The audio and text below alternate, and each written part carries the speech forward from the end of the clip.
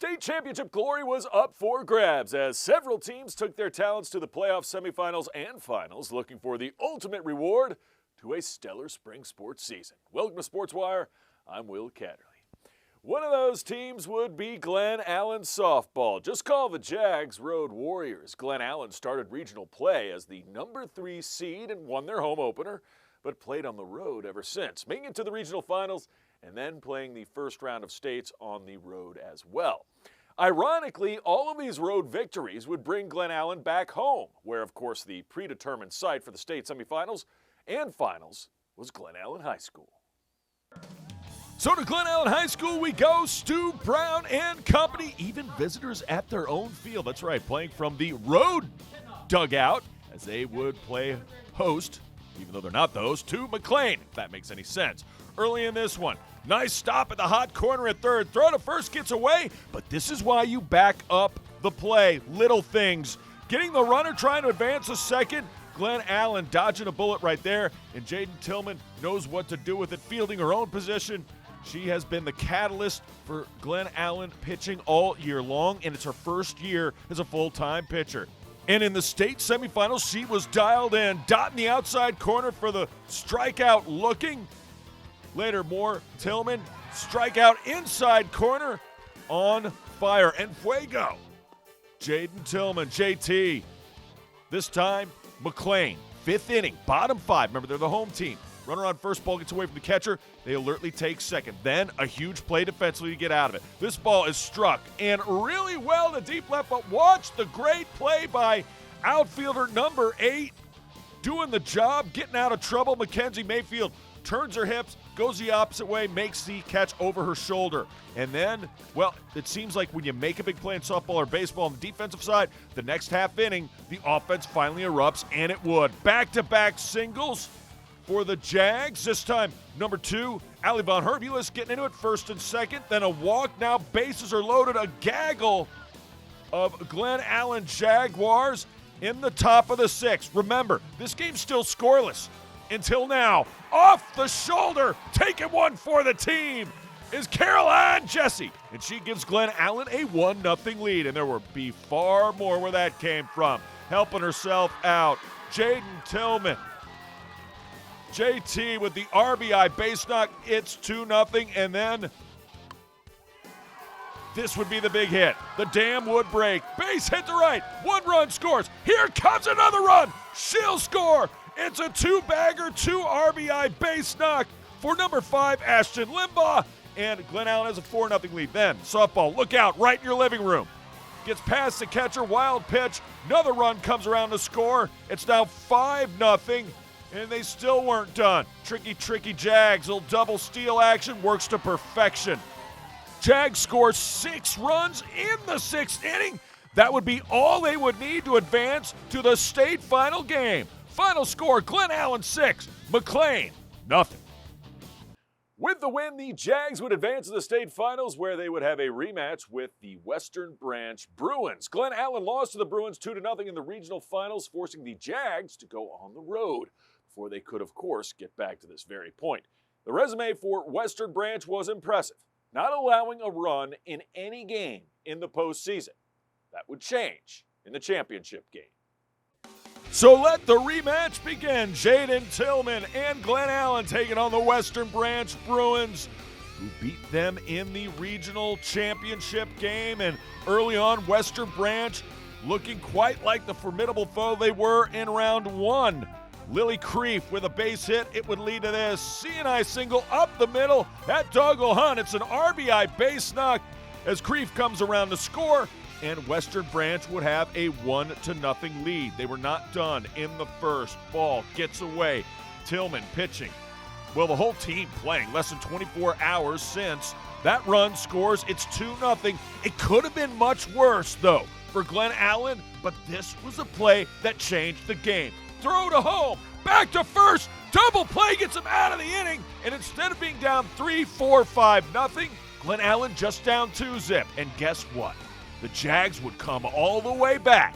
Their bats would awaken. Western Branch would finally give up their first runs of not just the regional playoffs, but the state playoffs, as Tillman would rebound, and then Fan Cam gets the final out, and Glen Allen puts up 7 runs, only gives up 4, 3 earned for Tillman, 7 strikeouts, and Glen Allen, for the first time in school history, they are your state champions. I think it's just short-term memory and not letting that 2-0 inning just affect the rest of the game. If anything, I think we capitalize off of that and just put our energy into our bats and into our play. It feels amazing. Senior year, going out with a huge win, huge year. At the beginning of the year, we knew that we could, and we supported each other and made it happen. We went to Chesapeake twice. We went to Stafford once, and we got lost to Stafford. I think we saw the Washington Monument and come back down 95. But it is what it is. Again, they won't focus on we were focused on winning a state championship. Everything else was just an obstacle in our way. We didn't make excuses. We didn't transfer blame. We dug in and played as hard as we could. So I'm proud of them. Meanwhile, softball seniors Allison Vi and Allie Von Herbulus go out in style, not only with a state championship, but also with first team all-region honors and second team all-state honors as well. Congratulations to the Jags, once again, your 2025 state champs. Of course, Glen Allen wasn't the only ones looking to capture the ultimate prize. Deep Run Ladies Soccer was looking for a magical run themselves. Coming up, we hit the pitch where Deep Run would hope to hold the hardware after state championship weekend.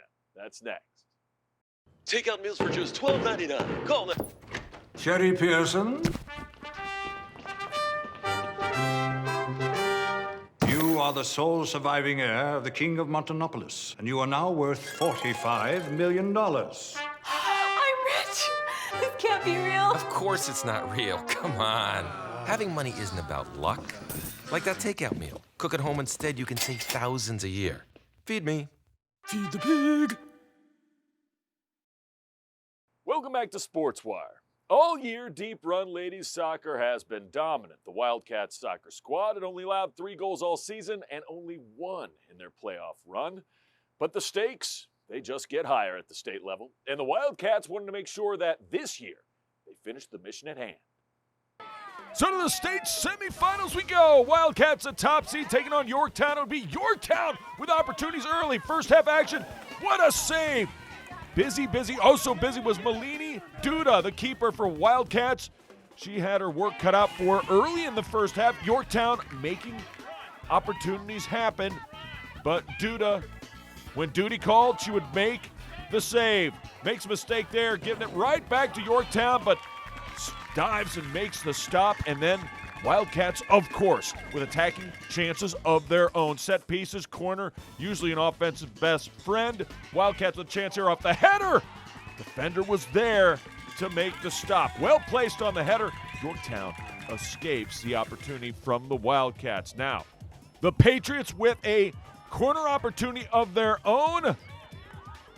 No harm, no foul. Wildcats get out unscathed, but we got ourselves a tight one here. Still in the first half. Wildcats, one more opportunity, a little give and go action. This looks good. Hannah Thornton going to center it and goes off the keeper, or no, off the offensive player to go off of Bella Villasana. We don't know. Either way, Wildcats do not score.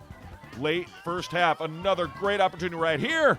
Can't quite get through the double team. Monique Mackenheimer trying to get through that defensive double team. Keeper there for the save. We are scoreless. Second half, courtesy our buddy Carrie Hall on the action. Firing the back, and she shoots, she scores! Wildcats finally find fruition, find the goal. It is Bella Villasara with the goal, and it would be 1-0 Deep Run. Just moments later, more Bella. This time, Wildcats keeping it alive is the name of the game, firing off the defender. Bella's there for the rebound. She shoots, she scores! Villasana with her second goal of the afternoon, and the Deep Run Lady Wildcats move on to the championship match. 2-0 the final. The Deep Run Wildcats, the South County Stallions, a state championship up for grabs. Wildcats early and often would have opportunities. Here is a chance from the corner. Shot in, bounced around, and watch 25. Keep your eye on 25. She gets the header. It goes in the back of the net. She shoots. She scores. Monique Mackenheimer makes it happen. And the Wildcats would have a 1-0 lead. It wasn't pretty, but it was effective. Late in the first, Wildcats still up 1-0. Wildcats still with chances. And it's Mackenheimer again. Mackenheimer can't quite get enough mustard on it. She was well defended. Still, a 1-0 deep run lead over the Stallions of South County. South County trying to come back themselves. They would have an opportunity right here. The long ball, not enough on it, and it goes wide. The opportunities for the Stallions were few and far between. Deep run just kept on pressing with their attack. That header almost finds the back of the net. It just goes wide. Still, deep run, the aggressor in this one. How about a throw-in from a corner position? Chance right here. Mackenheimer just goes wide, looking for her second of the afternoon. Mackenheimer was key in this championship match. South County, great chance here. The steal, but the save is there. Duda, unfazed, been perfect through states and pretty much regionals. That shot had a chance. Number 27, what a shot by Tori Gouch. Just goes wide. 1-0 at the half. Second half action. Good deep run, maintain that 1-goal advantage. South County Stallions best chance right here. Firing! Goes wide though. Duda making herself look big, cutting off the angle, and makes the job easier for the keeper. Then on a set piece, beautiful ball in. Just could not execute on the pass. Wildcats, another great chance here. The pass, the shot, just goes too high from Audrey Simpkins. Still Wildcats with that 1-0 lead. That's all that matters, and that's all they got to do is hang on to it. Chance here, though. Oh, my, South County had a chance. Keeper was out of position. They could not get that one to go. So, deep run. Really wanting to get that second goal and put this one on ice. Besides, it was really hot. Ice would sound really good right about now. Firing! Just goes wide. Number 27, Tori Gaucho, captain, my captain. Yeah, there was a lot of cramping going on. No injuries to talk about, however. And the final whistle will sound. And for the first time since 2013, the Deep Run Wildcats are your state champions. They defeat South County 1-0 is your final. Post-game was a lot of fun.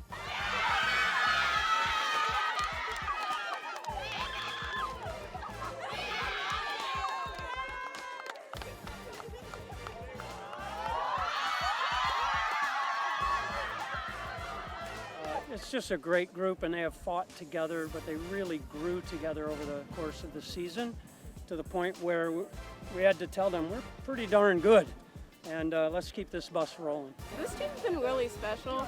Like, we've always had a really strong team, but this team, like, really made me feel like we were gonna do it. I would always tell my friends, like, I think we're gonna win states, because our team is so strong in all aspects, and I really love this team.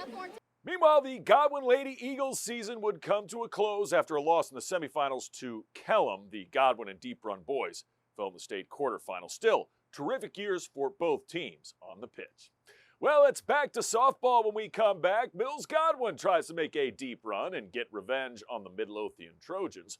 Plus, Freeman guys lacrosse battle for their first state championship in school history when they face off with Independence. Highlights are straight ahead. Todd's a great guy. I mean, look at him. What a sweetheart. Attaboy. Wait, Todd, what are you doing?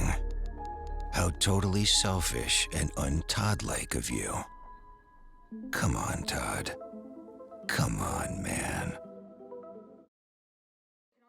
Welcome back to SportsWire. Godwin softball semifinals taking on Great Bridge at Deep Run, taking on the Great Bridge Wildcats. To make things even more interesting, first inning, Fast and furious, all she does is hit, no matter what, deep to left center. Actually, left field. Adeline Collins absolutely been crushing the softball as of late. The double would lead to this.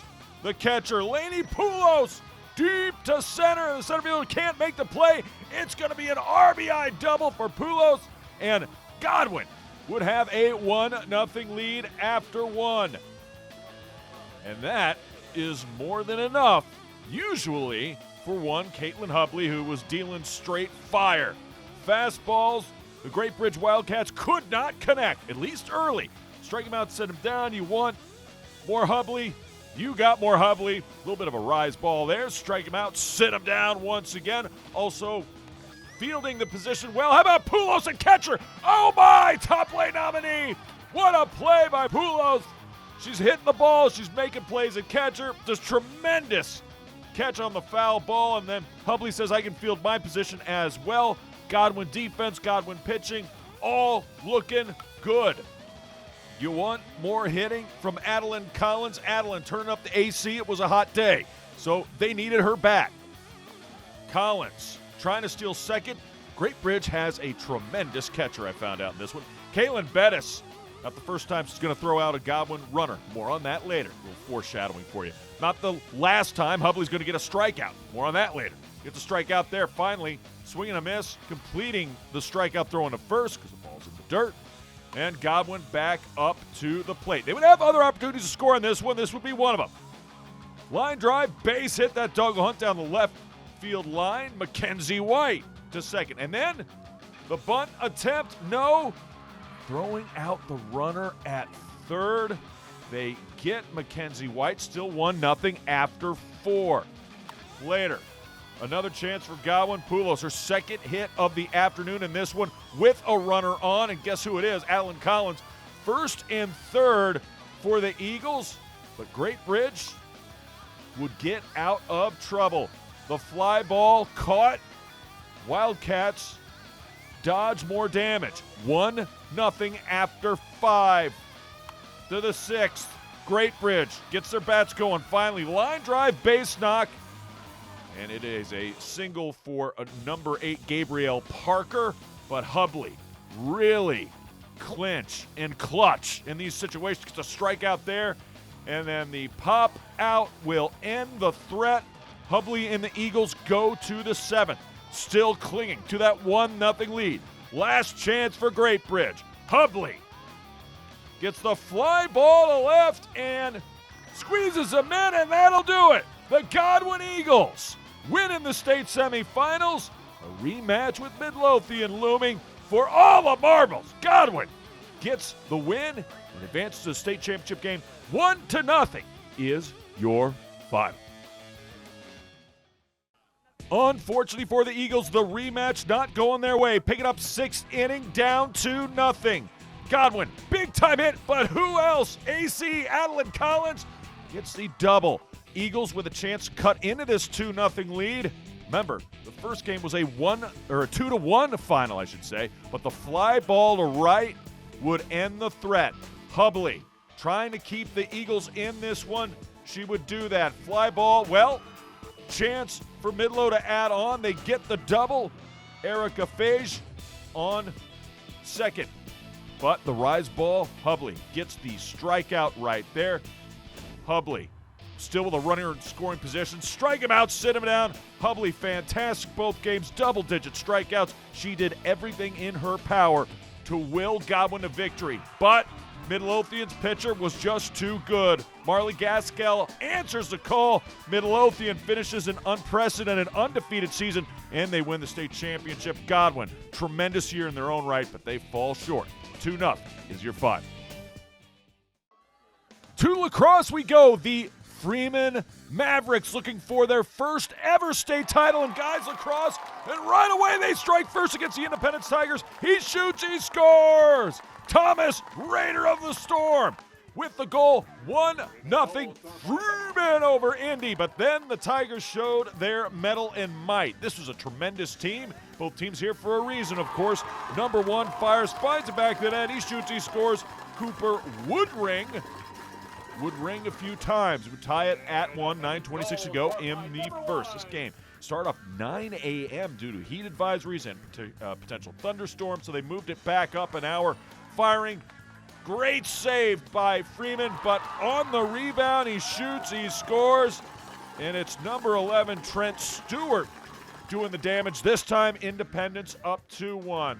Just moments later, great pass, great finish, firing, finding the back of the net. He shoots, he scores. Mason Hill puts the biscuit in the basket.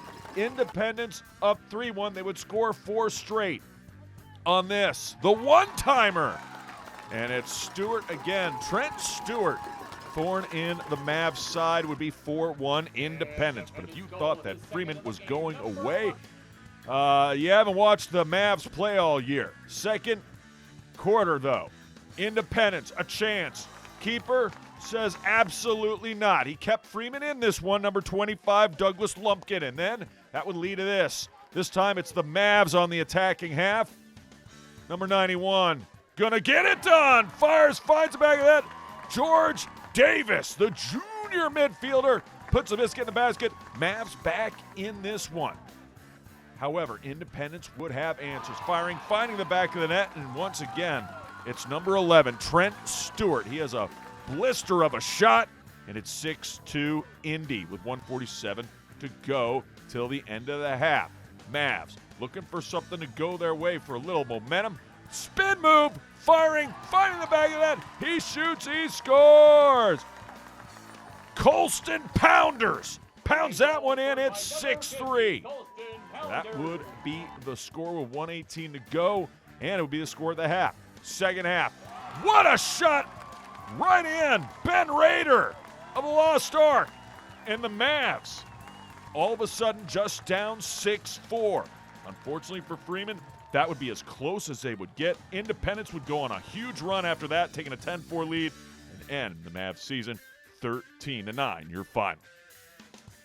The Freeman ladies fell just short of 5 straight state titles after losing to the Riverside Rams 8-6. Still, that's 4 consecutive state titles in 5 years, and of course, 5 straight state final appearances. Congratulations on an excellent season once again.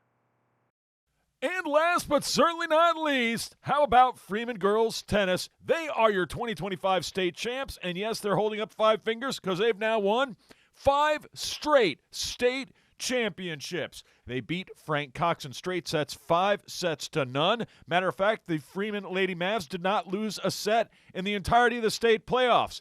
Madison Gorecki, Nikki Rajan, Lily Brooks, Marissa Burke, and Ann Flippin all won their matches. Number 1, Paige Suter, was up 6-1, a clean sweep, and congratulations to the Lady Mavs, 5 straight state championships. Overall, Henrico County adds 3 more state team titles this spring, and 6 teams made the championship game. A truly banner year for all involved. With that, if you have questions or comments about the show, just send me an email to this address, sportswire@henrico.k12.va.us, and you can always follow us on X and watch episodes on YouTube. Before you know it, you'll hear from us again as football previews and the fall sports season is on the horizon. Until then, I can't wait to see ya next time on Sportswire.